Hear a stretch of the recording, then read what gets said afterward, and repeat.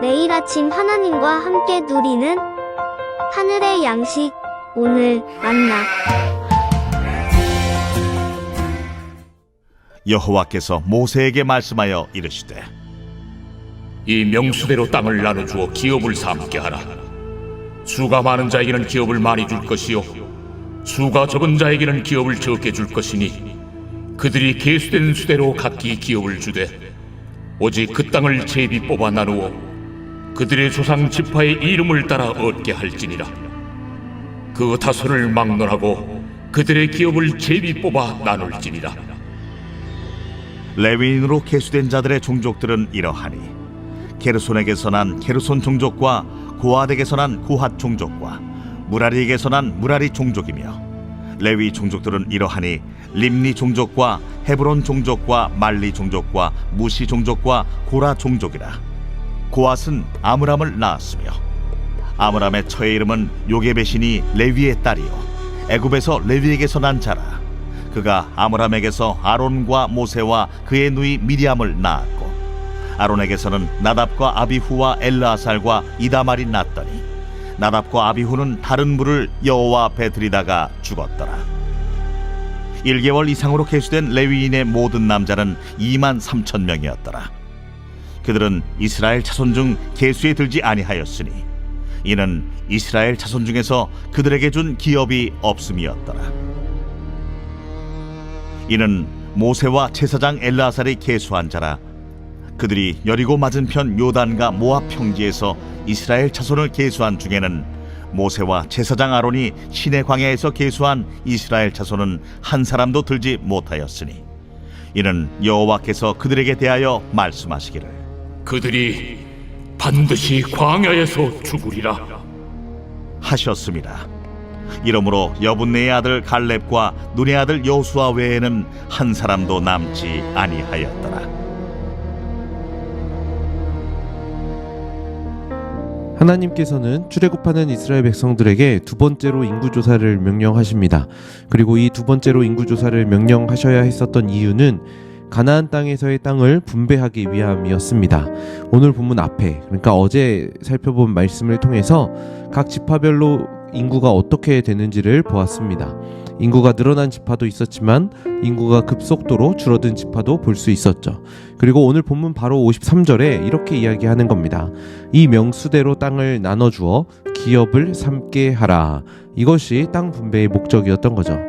이스라엘 백성들은 가나안 땅이 최종 목적지입니다. 그리고 그 땅에서 땅을 나눠 갖게 하는 것이 목적이었습니다. 그렇기 위해서는 이스라엘 백성들의 숫자가 얼마나 되는지 정확하게 알아야 하겠죠. 그렇게 이스라엘 백성들은 가나안 땅을 향해 나아가게 됩니다. 특별히 이스라엘 백성들에게 땅을 나눠줄 때에는 원칙이 있었는데요. 54절을 보실까요?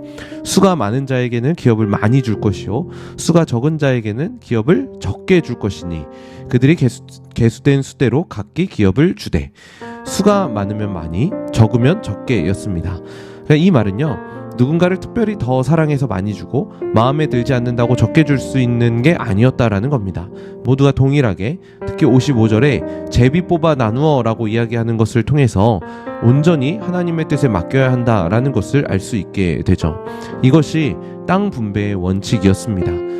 이 세상에는 강한 자가 많이 갖고 약한 자가 덜 갖고 하는 것에 익숙합니다. 그것이 자본주의 시대의 법칙이라고 말하며 당연시 여겨지죠. 그러나 하나님의 방법은 달랐던 겁니다. 약한 자든 강한 자든 하나님의 선물을 받는 데 있어서는 차별이 없기 때문이죠. 사실 이러한 원칙은 우리에게 구원이 적용되는 데 있어서도 마찬가지입니다. 구원은 누군가 더 거룩하고 누군가는 열심을 다했기 때문에 주어지는 것이 아닙니다. 우리는 모두가 동일한 죄인이기 때문에 하나님의 은혜가 필요하고 그렇기 때문에 선물로 이 구원이 모두에게 주어지는 것이죠. 그래서 성경은 이거를 기업이라고 표현합니다. 그리고 사실 이 기업이라는 말에는 영원히 빼앗기지 않을 하나님의 약속, 선물이라는 의미가 함께 담겨져 있습니다. 이렇게 모든 인구 조사가 끝난 다음에 또 한 가지 중요한 일이 하나 남아 있습니다. 바로 레위인들에 대한 계수입니다. 앞에 나오는 인구 조사를 보면 레위인에 대한 인구 조사는 빠져 있음을 볼 수 있죠. 왜냐하면 레위인은 이스라엘 총수에 들어가지 않기 때문입니다. 이 말은 레위인들이 받을 기업은 따로 없다라는 것이죠. 그렇다면 왜 레위인들에게는 기업이 따로 없었을까요? 레위인들은 48개의 성읍에 나누어져 흩어져 배치되게 됩니다. 그렇게 배치되었을 때에 각 지파를 위해 섬기고 또 그 지파들로부터 생활비를 얻어 생활하게 되는 것이죠.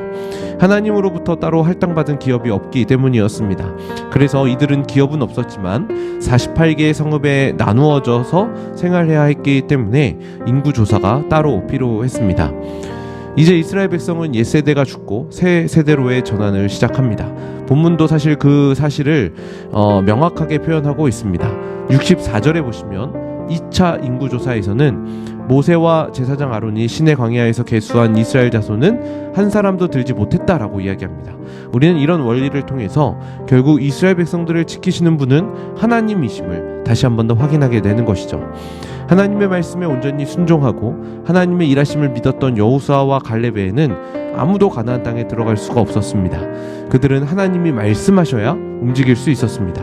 하나님이 말씀하셔야 만나와 메추라기를 먹을 수 있었습니다. 하나님이 말씀하셔야만 가나안 땅에 들어갈 수 있었습니다. 하나님이 말씀하셔야 땅을 기업으로 받을 수 있었었죠. 하나님의 은혜가 아니고서는 한 발자국도 움직일 수가 없었던 겁니다. 앞으로 가나안 땅에 살게 될 출애굽 2세대도 역시 마찬가지입니다. 그들 역시 하나님의 말씀에 순종해야만 합니다.